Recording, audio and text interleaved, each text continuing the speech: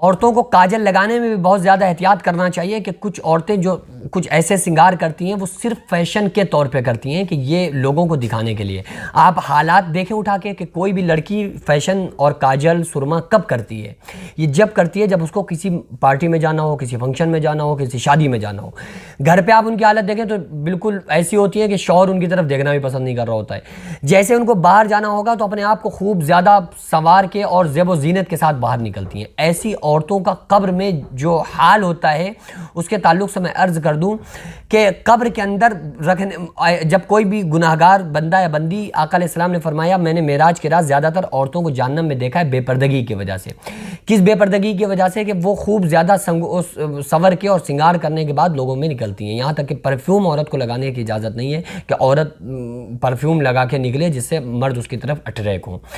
तो जाहिर सी बात है कि वो आंखों में काजल लगा होता है औरतों के और वो नकाब को पहन लेती हैं, लेकिन उनकी आंखें नज़र आ रही होती हैं। तो अगर इस चीज़ का अंदेशा है कि कोई लड़का या कोई नामहरम उसकी निगाहों उसकी आंखों को देखेगा, जाहिर है कि जो चीज़ खुली है वो तो उसको दिखेगी, तो फिर इस चीज़ से परहेज़ करना चाहिए, बचना चाहिए। अच्छा, कुछ औरतें ये समझती हैं कि पर्दा उन्होंने कर लिया, नकाब पहन लिया और अब उनका ख्याल ये है कि अब हमें कोई आदमी नामहरम नहीं देख सकता, लेकिन वो ये नहीं समझती हैं कि हम किसी को देख रहे हैं ये भी गुनाह है। यानी कोई लड़का किसी औरत को देखे तो ये तो गुनाह है ही है, लेकिन अगर कोई लड़की कोई औरत किसी नामहरम को देखे तो ये भी उतना ही बड़ा गुनाह है। ये नहीं कि वो औरत ने खुद तो नकाब पहन लिया, अपनी आंखों से सबको देखती फिर रही है। तो आका अलैहिस्सलाम ने फरमाया मैंने ज़्यादातर औरतों को जहन्नम में देखा, किस वजह से? बेपर्दगी की वजह से। कब्र में जब ऐसे शख्स को, ऐसे औरत को रखा जाता है, ऐसे मर्द को रखा जाता है गुनाह करने वाले को, तो जो फरिश्ते होते हैं तो उनके हाथों में बड़े बड़े हथियार होते हैं। जब उनसे सवाल किया जाता है ना कि मन रब्बु का, बताओ रब कौन है, मादीनु का दीन क्या है, मा कुंत तक़ूलु फ़ी शान हाज़िर रजुल, बताओ नबी सल्लल्लाहु अलैहि वसल्लम की शान और अज़मत के बारे में क्या ख्याल है। तो वो औरतें और वो मर्द जब सही जवाब नहीं दे पाते इसकी वजह से, खुसूसन औरतें जो बेपर्दगी करती हैं, तो फरिश्तों के हाथों में बड़े बड़े हथियार होते हैं। वो हथियार अगर पहाड़ पे मारे जाएं तो पहाड़ तातुस्सरा 7वीं ज़मीन के अंदर चला जाए। आका अलैहिस्सलाम ने फरमाया क़यामत तक उन औरतों के ऊपर, उन मर्दों के ऊपर वो चलता रहता है और ऐसा उनके ऊपर अजाब तारी होता है कि क़यामत तक फिर उनके साथ यही मामलात रहते हैं। और जैसे ही फरिश्ता गुर्जा मारता है तो वो शख्स ज़मीन के अंदर धंस जाता है, 70 गज़ ज़मीन के अंदर हदीस पाक में आता है कि घुस जाता है। और फिर कब्र उसको, अंदर की ज़मीन जो होती है वो फिर मुर्दे को निकाल के उस औरत को या मर्द को निकाल के बाहर की तरफ फेंक देती है।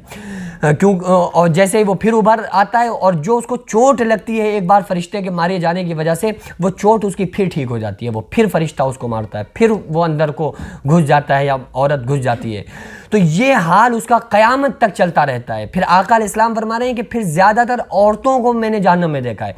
यानी कि ये तो था कब्र के मामलात, फिर औरत ऐसी कब्र के अंदर भी, कब्र के बाद जब हश्र में जाएगी तो फिर उसके लिए भी बड़ी ख़तरनाक सज़ाएँ हैं जो औरत को उसका सामना करना पड़ेगा। तो औरतों को क्या चाहिए कि अपने बनाव सिंगार में उस वक्त में इन चीज़ों का मलहूज़ उसको रखना चाहिए। मैं नहीं कह रहा कि बगैर सिंगार के जाएँ, क्योंकि इससे शौहर की इज़्ज़त पर भी फ़र्क पड़ता है, लेकिन बस एहतियात इस बात का रखें कि उनको कोई नामहरम ना देखने पाए और वो किसी नामहरम को ना देखें।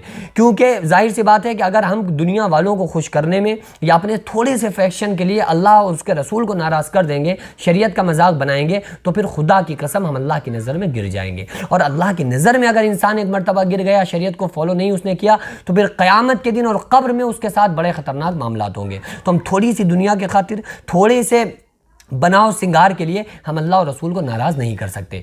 हाँ, बनाव सिंगार करें, आप अपने घर वालों के साथ रहें, शौहर के सामने रहें, भाई के सामने रहें, बहनों के सामने रहें, औरतों के सामने रहें। जो नामहरम है उनसे बचें, महरम के सामने रहें, कोई मसला नहीं है, कोई प्रॉब्लम नहीं है, लेकिन नामहरम के सामने जाने से इंसान को बचना चाहिए, परहेज़ करना चाहिए।